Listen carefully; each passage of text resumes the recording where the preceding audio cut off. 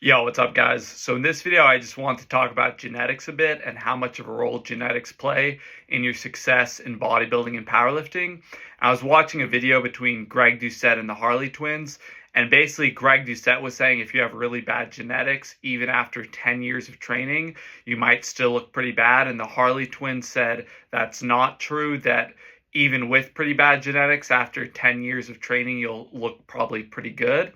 And I just wanted to say my take on it real quick. So first of all, definitely I would lean with the Harley twins that if you're doing all the right things for 10 years, even with pretty bad genetics, it's hard not to see some pretty insanely good results. That would be my opinion, guys, because how much can genetics really affect things? I mean, anyone can build muscle, anyone can get lean.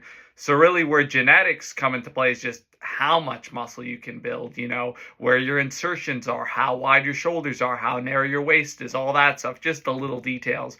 But anyone can look above average, considering that a lot of the population doesn't even work out. You got to remember that, guys.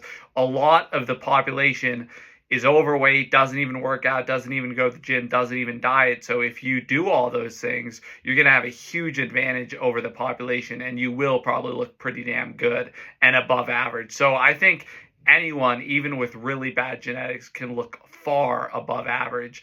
Can you look like Chris Bumstead? Probably not without elite top tier genetics. But can you look above average where if you're walking in public, you'll turn some heads? Yes.